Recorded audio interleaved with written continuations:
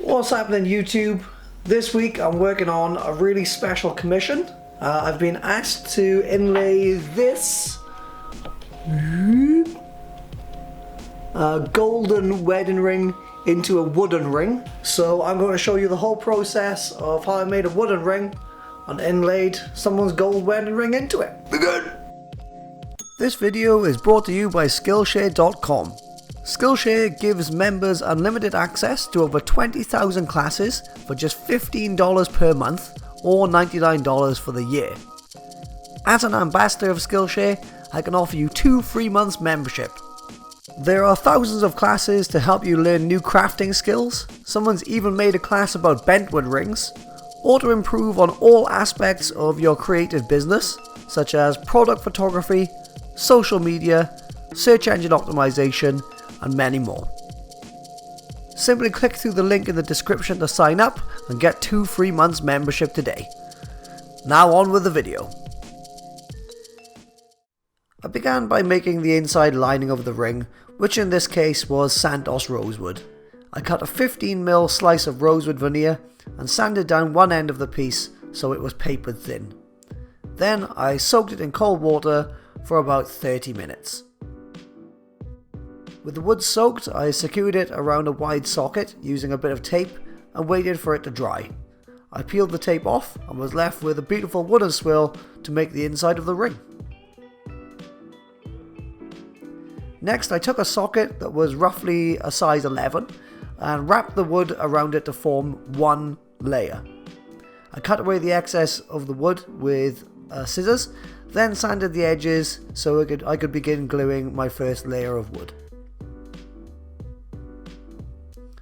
To glue up, I used a cocktail stick and some medium thickness CA glue, super glue, just applying a small amount, pressing the overlapping flappy bit down until it was stuck. After sanding the seam with a bit of 240 grit, I had the inside layer of my ring sorted. Before undertaking this project, I had the gold ring resized by a jeweler to fit perfectly over the sheath of wood. So the next stage was to make the wood portions of the outside. I just used the same bent wood method as before to cut and prepare 2 5mm pieces of grey maple. In technical terms, what I did next was wrap the smaller bits around the bigger bit. I used the outside of the rosewood to make 2 smaller bentwood rings with the grey maple, except the 2 rings were 2 layers thick instead of 1 layer thick.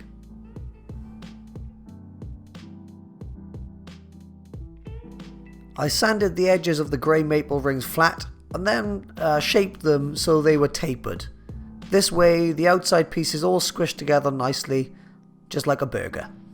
Okay, so we've got the stage where the inner liner is made. We've got the gold band obviously and the 2 grey maple parts that will fit around it. So next we're just going to glue them all together and then see where to go from there. The glue up should be nice and easy. Just apply a bit of glue in these gaps and then squish it all together like a big sandwich.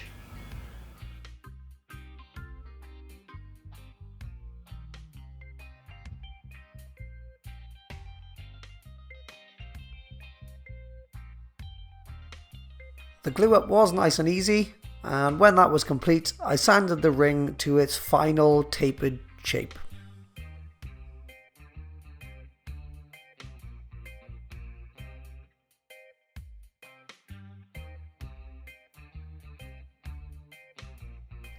Right, so there you go, there's all the bits sandwiched together.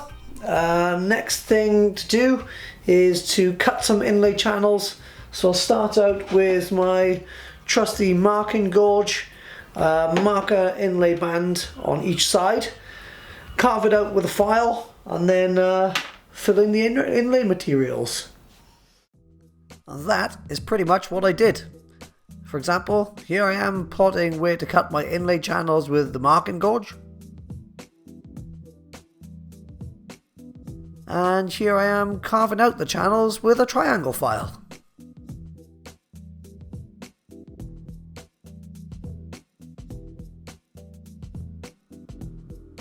When the channels were deep enough, I began filling them with my inlay materials.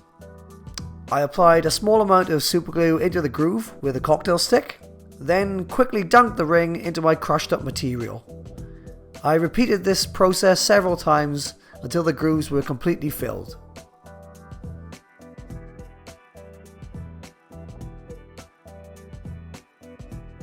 When both of the inlay channels were completely filled, I cleaned them up by scraping away any unwanted excess with a craft knife, and then sanded the rest down with a few grits of sandpaper until the stones were flush with the wood.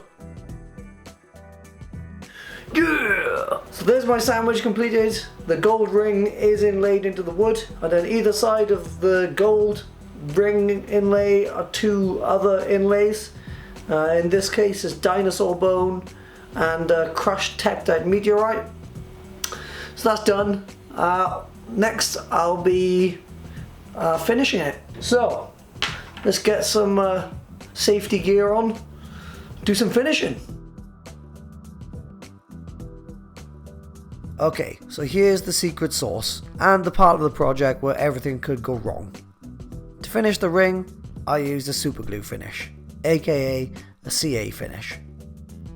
I applied multiple layers of medium thickness superglue to the ring, covering every surface in a thick coating. In between coats, I used activator spray to stop the glue from blooming, bubbling, or going weird.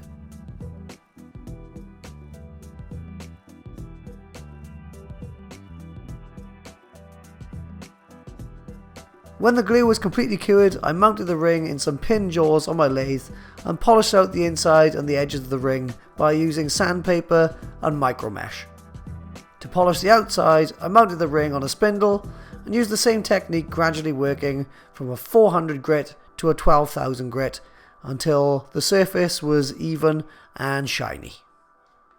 So that's it guys, that's that ring done. Pretty tricky, lots of mistakes were made along the way. I had to restart the whole process once or twice with building like the sandwich. I don't think I'll be quick to revisit the awkward shape that this ring is built in, but hey, that's how you inlay a wedding ring into a wooden ring. If you like the video, do me a solid and leave me a comment and a like, and subscribe. That'd be cool. Or maybe follow me on Instagram, @ZebranoWoodcraft on Instagram. I'm on there every day. So yeah, hopefully see you in the next one.